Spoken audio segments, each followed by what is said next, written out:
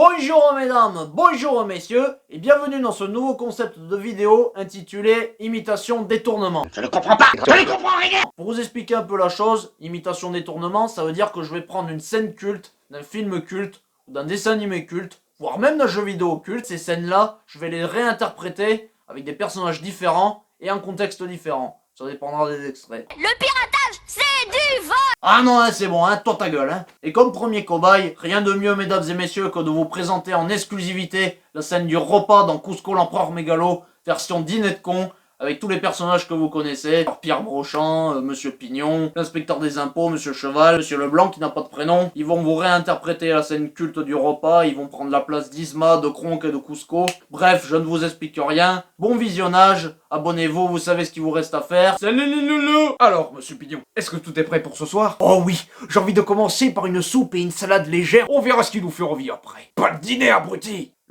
Vous savez, ah oui, le poison dédié à cheval, le poison spécialement choisi pour tuer cheval, le poison de cheval. Ce poison-là? Mais oui, ce poison-là! Abracadabra! Excellent, Pignon. Quelques gouttes dans son verre, Puis ensuite tu proposeras un toast. et il sera mort avant le dessert. Ce qui est vraiment dommage, parce que ça va être délicieux. Toc toc, c'est moi! Allez, me faites pas attendre, l'inspecteur est affamé. Pour le bibelot et votre femme, sans rancune, hein? Non, évidemment, Pierre, sans rancune, hein? Monsieur Pignon, servez donc un verre à Monsieur l'inspecteur. Un verre. Ah oui, c'est bien ça.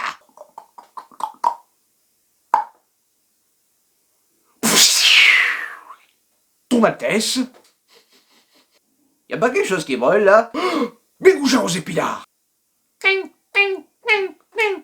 Il a l'air fatigué. C'est pas bon signe. Il serait pas un peu con, dites-moi? Ah, nous ne savons pas pourquoi cette question. Je les ai sauvés! Ah, super! Bravo, François! Oui, super, Pignon. C'est formidable. Attention, c'est très chaud. Pignon, l'inspecteur voudrait son verre. Oui. Oh, ouais, joli. À la poulette. Dis donc, François, ça va comme tu veux, là? Oh!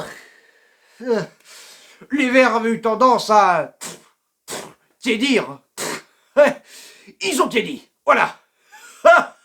Tiens, j'ai croisé ma cousine aujourd'hui. Elle avait une robe. Ouh là là là là là là. Ouais, oui, c'est ça, François, oui. C'est passionnant, hein. Un toast à notre inspecteur. Longue vie à cheval. Ne buvez pas votre verre. Poison. Ah, ça arrache. Enfin, excellent, Pignon. Oh, c'est facile à faire, je vous recopierai la recette. Maintenant, débarrassons-nous du corps. Ok! Qu'est-ce qu'on disait?